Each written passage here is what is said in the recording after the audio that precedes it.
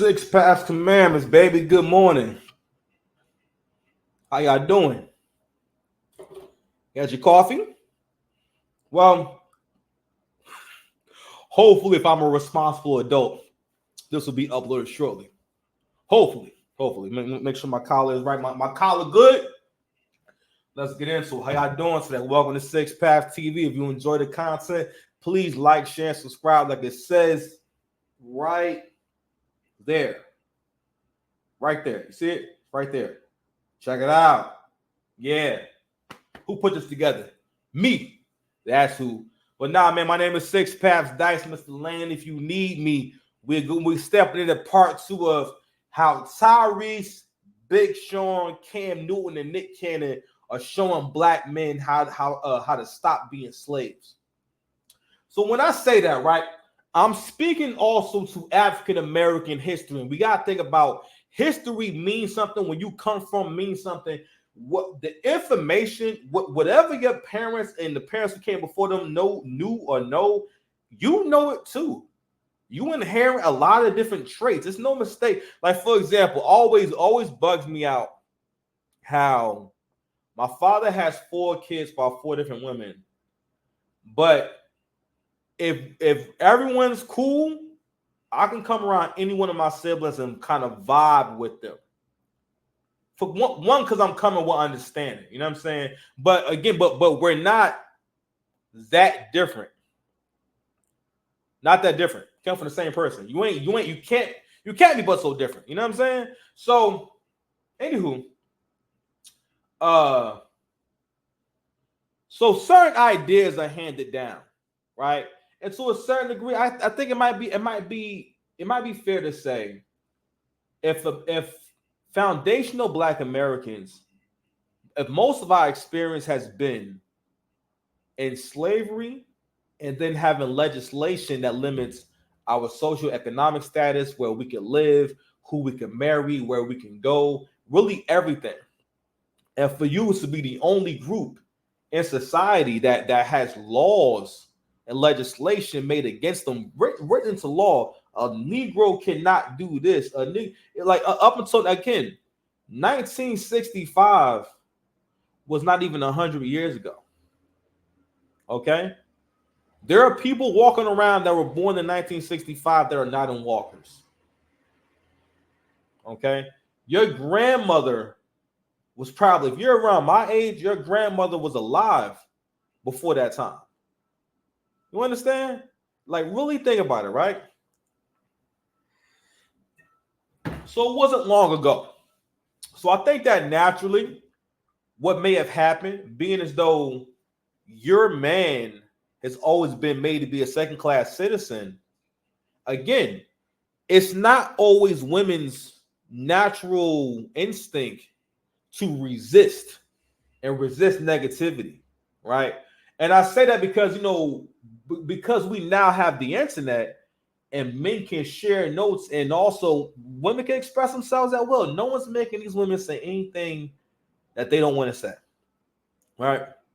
But we also seeing, people who call themselves divestors and women who call themselves swirlers, they may not be a big community, but those are the ones who are loud about it. But overall, Black men are starting to realize and say, Black women really see white men as being more valuable. And Black women, I'm saying, well, like, for example, we had the Black wife effect, right? Which is about how they'll get with a guy that's short and unattractive or big and fat or just have nothing going on, and they're willing to basically build him up. All right? It's essentially like saying, I see a bunch of cars on the lot, right? And I see all these brand new Honda Civics, brand new Jeep Cherokees, and they're reasonably priced. But I see a BMW. I see this 2002 BMW, M5 series. Now we're gonna make a 95, right? And it's not like it's like untouched and it's just I just won because of the body, right?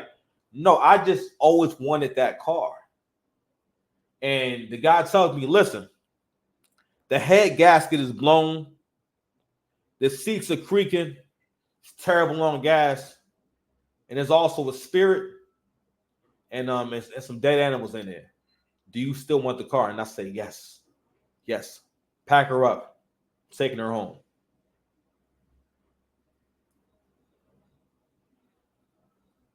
What does that say about me if I make those kind of decisions?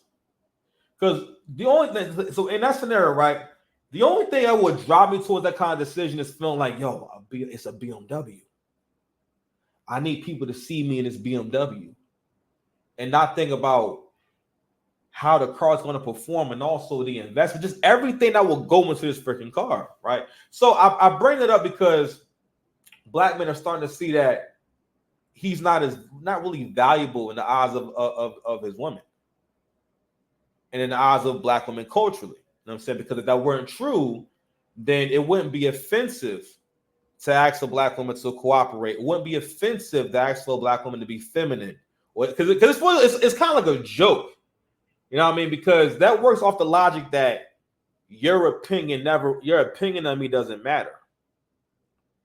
Which is also another again social manipulation tactic.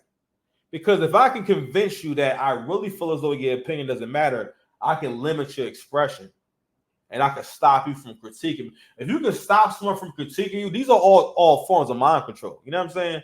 So what I'm doing kind of is giving y'all what I think comes before the era that we're in now, where you got more rich niggas moving how a rich nigga should be able to move. I'm like, yo, it is what it is. You can do what you want.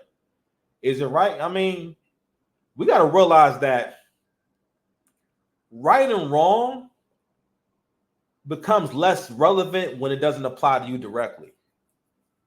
Because these conversations are really, it's a mixture of the celebrity getting y'all involved in their personal stuff, but also us wanting to be involved in lives of celebrities, right? But anywho. So anyway, so keep going into like the whole slave mindset. So I know I was saying how, you know, in our history, it's like we've always been under the thumb. We've always been under the gun. We've always been targeted by these people. But specifically, black men have actually been targeted, as in this is really all to make sure that you don't advance. But despite all that, niggas still went out and got money. Niggas still went out and made HBCUs. I mean, that's why they call historically black colleges. They still made towns. They still made Wall Streets. You don't know about them and everything. What it was crazy is you don't learn about the Tulsa riots until you become much older. That's a huge part of black history, because the positive part of the Tulsa riots was that, not the positive part, but what they leave out is that black men were able to build themselves into millionaires within a short amount of time.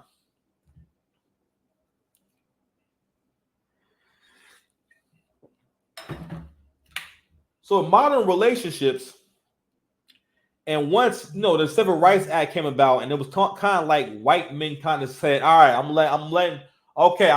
taking all the chains off you, at least the ones you can see, the metaphorical chains off you, right?"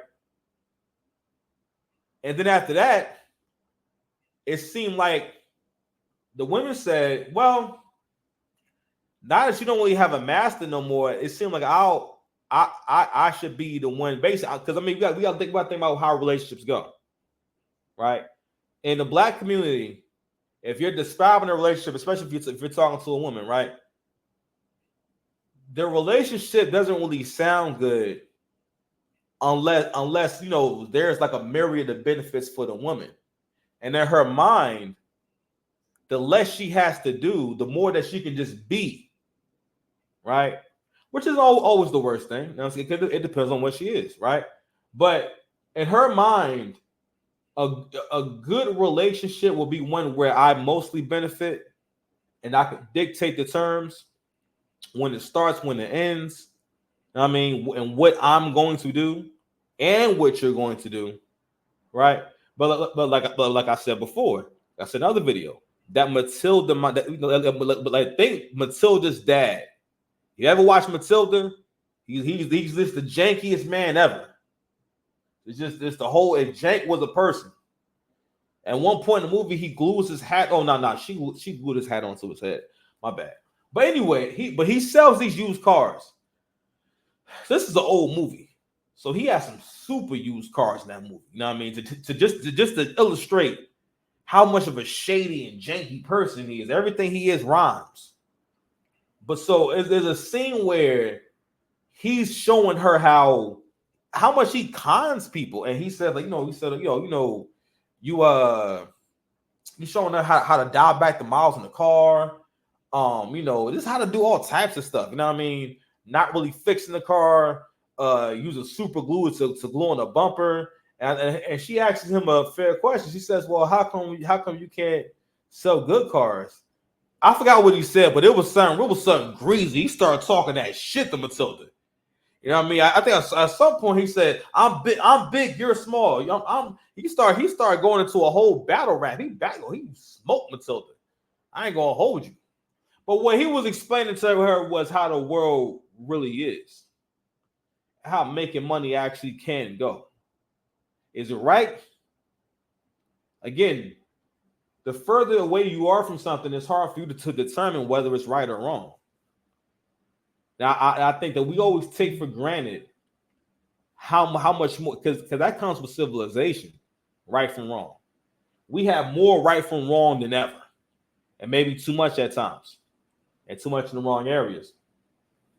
So I bring up this history because I think that the issue that we're always having is we have to think about our relationship with things, people, places, and things. That's a big part of what this channel is about, is improving your relationship with people, places, and things, right? So I want people to kind of really start looking at relationships for a woman is like a good job with a great family environment and a lot of benefits. All right. Now, the person who qualifies to be the lunch lady is probably not going to be the same person who could become the CEO of the company that provides the food that the lunch lady serves. All right. The guy who's the garbage man. Now that we older, we just keep it 100. The guy who's the garbage man now is probably not going to own a garbage truck company in the future. It's not what people do. Some people will do that, right? But those are few and far between. Y'all gotta realize that's another reason why I hate this era we stepped into. Like, it was going on for a while. Like, I think, because I've never heard the term hustle culture until recently. And hustle culture, from what I understand, is matter of fact, hold on. Let's play a video. Here's a video on hustle culture. Why I hate hustle culture is simply because it paints starting a business as the ultimate freedom lifestyle. I will tell you, when you start your business for the first year or two, it's gonna suck. It's gonna be a bloodbath. You're not going to make any money relatively. You'll be able to pay your expenses and invest back into your business, sure, but you're not going to really profit at all. And that's the thing that none of these hustle gurus tell you, is that it's going to suck for a long time. The key is that that's what she said. It's not if, it's when you will be successful. You will if you continually learn skills, but it's going to be a long road to that success. The beauty is who you become in the process is completely unrecognizable to the schmuck you were 10 years ago. You know why I hate hustle culture? It's simply because I'm gonna play one more.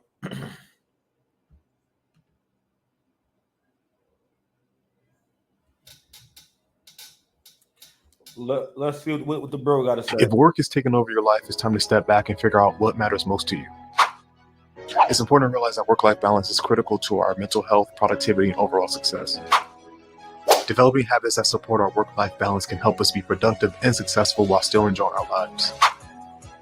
Habits that have worked for me are setting aside dedicated work hours. He's talking about managing stress. All right, I want to show this one from this white dude real quick, man. I thought it was kind of interesting. Let me see if I can find it again. I just played it. Let me see if it's on here. Boom, here we go. Hustle culture. It's simplified the equation for success. It simplified it down into this world of effort equals results equals success in a linear path. And therefore, effort equals success. So it boils it all down and says, well, as long as you just work hard, you will have success. And it's incredibly appealing while at the same time demoralizing. Oh, not experiencing results or success? You must not be obsessed enough. So after, like working my guts out for a while and not seeing any results, I kind of assumed that I wasn't putting enough effort into it. Like the one thing that I was told that I needed, effort for success, I wasn't giving enough of. So it kind of translated into like, I wasn't enough. Hustle culture. So I bring that up because I think like that hustle culture shit where basically, don't get me wrong, it's good to work hard at something. I'm not saying that's wrong, but hustle culture blurs the lines between people's likely trajectories. And the thing about hustle culture is that he made a point about what he's describing is insanity, where you're doing the same thing over and over again, but expecting a different result. The thing is that, like he pointed out, it's like a simplified, streamlined process for success. And don't get me wrong, it does work for the most part to put in time and effort, but you have to also be learning and educating yourself and also resting and and being open and basically self-correcting, being open to critiques, looking for answers, trying to develop your understanding of whatever it is that you're doing and also developing your execution. So like hustle culture isn't entirely bad. It just tells you one side. And what it usually does is for the most part, it's hustle culture. It's something that kind of gets you ready for a scam. All right. It's the same as like me trying to sell you into a cult, into a religion. If I tell you about all the great things about this religion and whatnot, and what you can get out of it, and what this can happen, that can happen, and I don't really get into, but you also going to have to sacrifice some goats, and you want to have to donate a certain amount of money per month, or this goes on, that goes on. You know what I mean? But anywho, but what I was speaking to before was that we got into where we're not really aligned with or even understand what our trajectories are, right? But anywho, just talking about how we got here in terms of this freedom conversation. So, our relationship with things and how we see things. I mean, like, and even like again, if and this is another reason why I brought hustle culture up. It makes you this ungrateful person, because for the most part, everyone has in the back of their mind that they can become an influencer. You can blow up overnight, and things really can happen really fast now. I never forget when I saw the Lil Nas X kid performing in front of like a stadium. It was probably a festival or something like that, but it was like the song was only out for like a month, and he was already doing a show that big, or he was a part of a festival that had that many people out there. That's crazy. And who knows? Who knows how long Lil Nas X was out before that? But anywho, and I'm about to play a video with this girl getting fired and whatnot, and I want you guys to kind of listen to the conversation. And again, hustle culture also stops women from seeing the employer-employee dynamic, and it stops men from seeing it too. But in terms of understanding where your opportunities actually lie, right, and what kind of thinking is going to help you to secure that. As a matter of fact, and also the value that you assign to certain things. You know what I'm saying? How valuable you think something is has a big impact on how you take care of it. All right. And if you can maintain it. Now, everything that goes on was all things that she couldn't have prevented, that she couldn't have communicated, right? And but anyway, let me go ahead and share it real quick.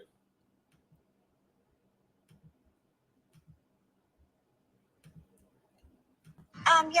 Hi, Tatiana. This is Kelly from HR. From HR, okay.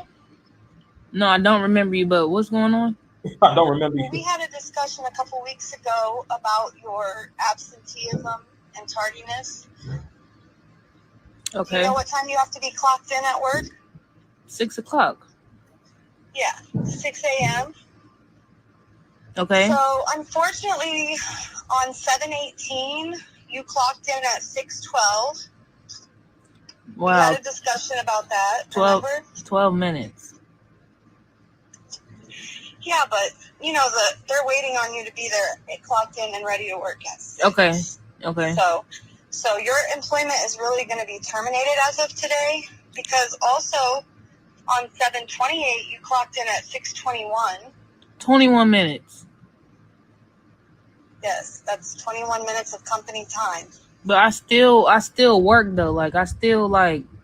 Why didn't y'all tell me that today when I was just at work? Because I handle all the HR, so they wanted me to call you because we had that discussion. Remember about? And that was the day that I let my. All right, keep going. So you were also on 8/8. You clocked in at like 6:32.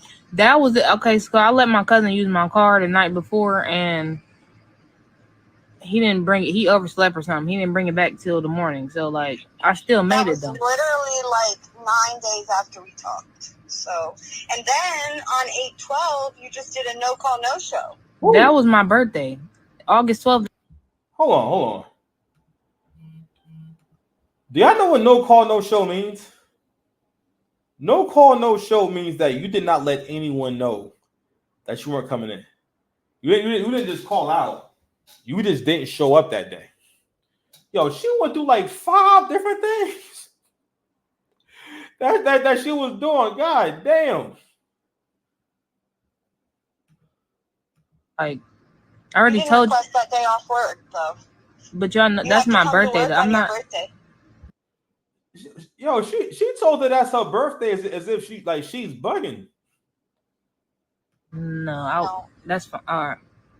Okay. Everyone works on their birthday. Even I worked on my birthday. Y'all too grown for me. Well, unfortunately, I just need you to turn your keys in. And I'll be there tomorrow because that's crazy. That's crazy. Okay. Like what? Like what? What? No. Yeah. Yo, that's one of them videos where I hope it's a skip. But anyway, so what was going on in that video? Listen, that is male and female hyena logic. All right, that backwards thinking, like everything, like if you want to understand how hood people think, that's a part of the mindset of how hood people think, how niggas be thinking, right? And when I say that, I'm saying that because first and foremost, there are rules, right? And again, this is where it had growing up with family and having a man in the house you respect. Only your father could teach you that kind of shit. Or if your father, it's your father's responsibility. Because again, Mother Earth, Father Time, like again, like your father, like he puts you more on track. He puts you on the trajectory. He makes you value time, makes you value things. Because a part of maturity is also seeing the value in things. A part of maturity is gratitude, the ability to feel gratitude, the ability to express gratitude. These things are important because it keeps you sane. Because the more I complain, that means the more bad I see, the more that means I have a negative mindset. I'm thinking about things in a negative way.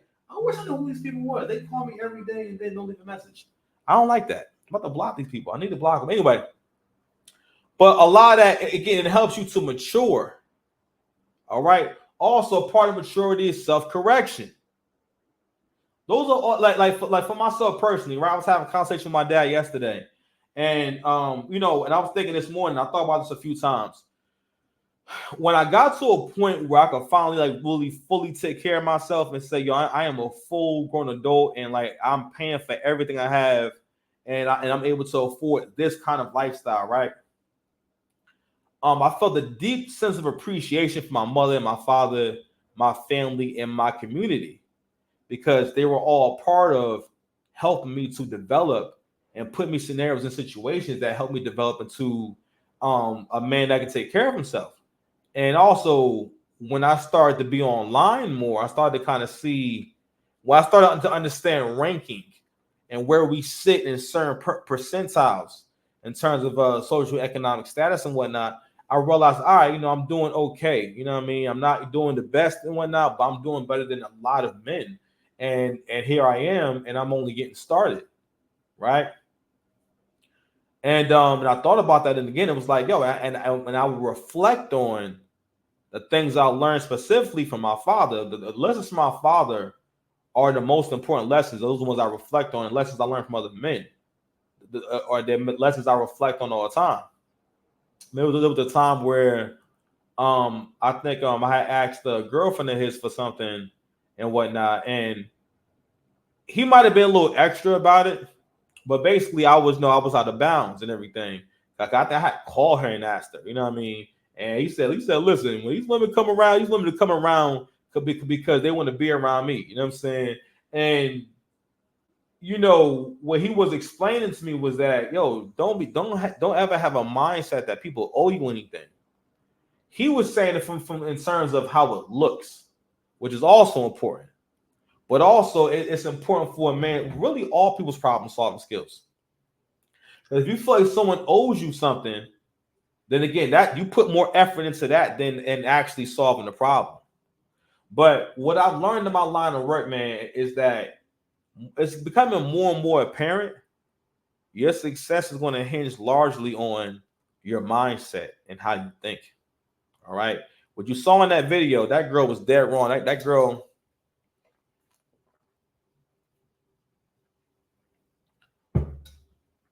It didn't say she was 5 minutes late or 5 minutes there past the time. He said she was 11 minutes, 21 minutes, and a half hour late, and then one day she just didn't show up. The woman, I think she had another one too. So I'm like, you know what I mean? So and also I'm like, if this is real, right? Another part of the like nigga mindset is having no shame. And having no shame, especially when it comes to failing and not following rules. All right. Black folks have this thing where we feel as though when we get to a workplace or any kind of like structured environment that we have to that it's weak not to try to establish dominance against the people who are actually in charge. All right. And anywho, so I bring up these clips because I think that this mindset of where you undermine authority and you don't really value authority, you know what I mean? All these different things, it's all kind of coming to a head.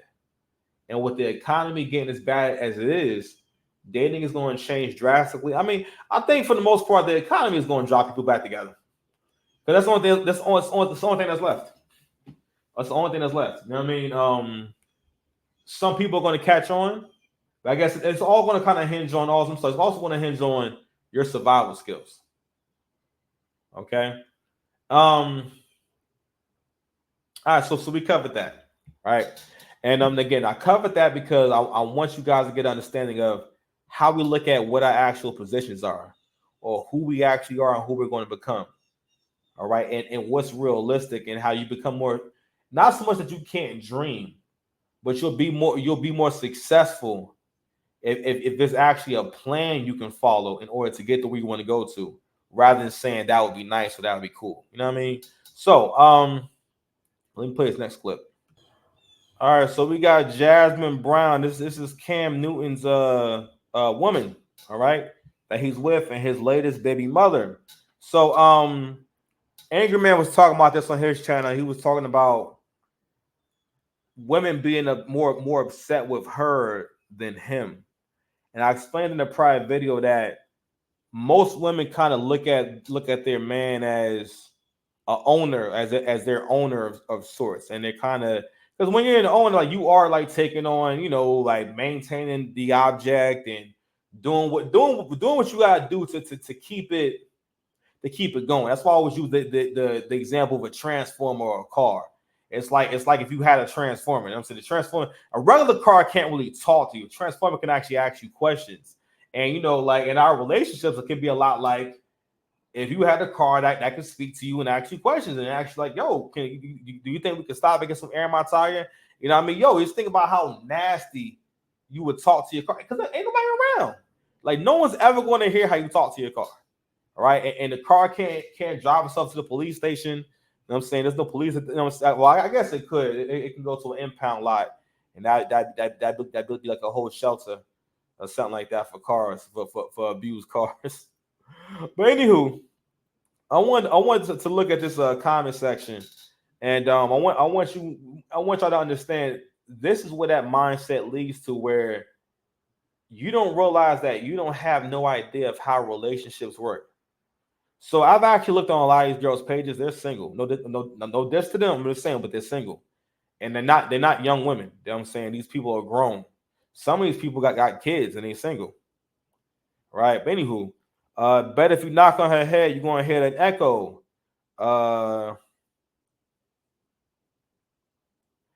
Shout out to this sister right here. People will be big mad about other people's relationships. That's their relationship. So whatever they enjoy is between them. Knock, knock, who's there? Won't catch me dead saying any of this. And that's on my mother.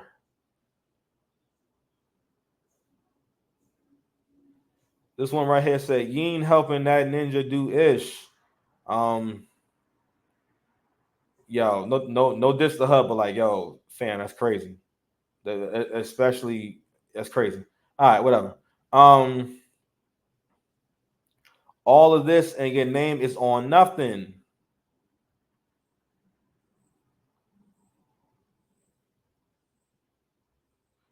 I unmuted right when she said, I think she means muted. I love being a servant, laugh my ass off, girl. Serve the man that values you.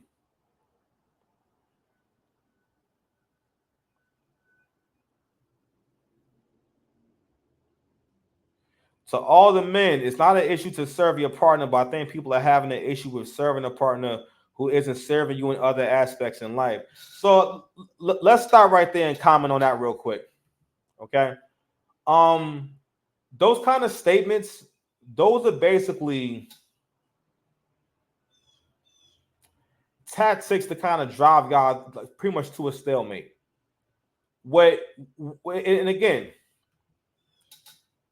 no matter how you slice it, your relationship with your woman is going to be like employer and employee, right? And if you're having a conversation with the employee where you're asking them, so what do you think can help you perform to the highest level?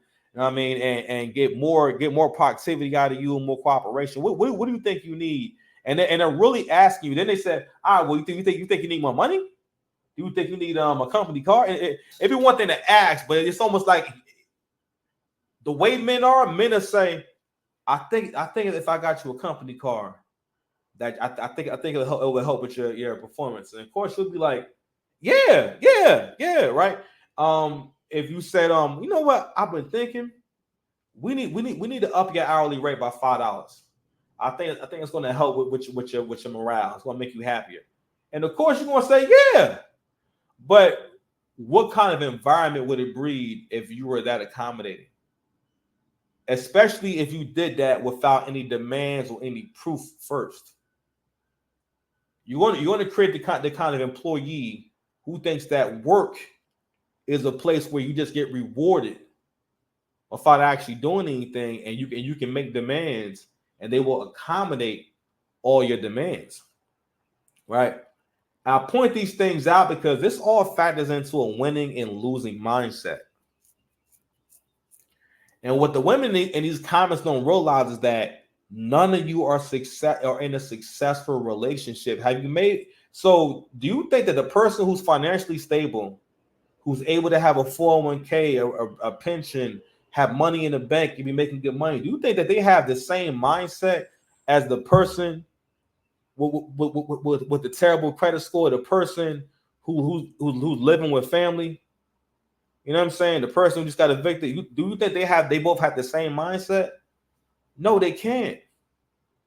So I'm saying that to say that, y'all ever thought for a second that you don't share the same mindset as a person who's happy in a relationship?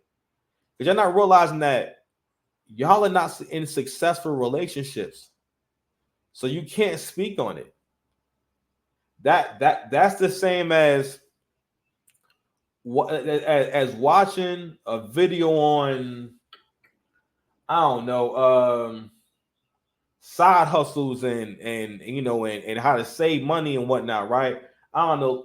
Let's say it's a video where it's a person showing you how to take $5 and put it in an envelope and put it away. You know what I'm saying?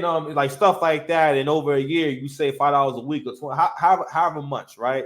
And that's like dudes who are homeless and you know they're homeless comment under that shit saying, I ain't doing that shit. I'm saying that's stupid. Why would you be doing that? Like that's a waste of envelopes. You know what I mean? Like what's that going to do? Well, the house gonna burn down anyway, you know what I mean? Or you know, or your meth head girlfriend is gonna, you know, smoke it up anyway, like something crazy like that. You're not realizing that you wouldn't know. You know what I mean? But anyway, let me go ahead and play the clip that they're commenting on. Everything is done. I'm gonna put my baby to sleep. I don't know about y'all. I don't know what brings you guys joy, but it really brings me joy to serve. I love being a servant. I love to serve. It just brings me joy. I love it. I love serving. I love it. I love it. I don't give a damn. I'll be up at 6 o'clock, 5:30 in the morning, cooking breakfast, serving. I just love that. I love it. Yeah. It's like, it just gives me purpose. And now with the new baby, now I just feel even more purposeful, especially like when I breastfeed. I feel so full of life. I love it. I love it. So we just went through all them comments, right? Now she's talking about her family. Okay, she's talking about her child, and she's talking about the man she had the child with. This is how you're supposed to feel about your family. But the reason why it's offensive, excuse me, the reason why it's offensive is because, like, yo, you honestly believe that. Well, the women in the comments believe that, yo, he's the slave. He's supposed to, because again, and what kind of relationship, you know what I'm saying, is it understood or expected that one person serve the other and be in complete dominion of the other in a master slave relationship? Now, again, I don't think it's intentional. I don't think they're thinking in their mind, I'm his master or something like that. But again, it also parallels to the argument of when, like, if you ever been someone who lost weight or been around someone who needs to lose weight, right? And you start going into maybe what you're doing to lose weight, you'll see it in their eyes that, like, they feel like, I ain't doing that shit. You know what I'm saying? I always call it the I ain't doing all that mentality. You understand? And because you ain't going to do all that, you ain't going to get all that. Simple as that. But anywho, all right, man, that's 38 minutes, man. I just wanted to go ahead and give you a quick video. I'm going to keep breaking this drawing down, and I'm going to give y'all part 3 and 4 in a little bit. All right? Peace, y'all.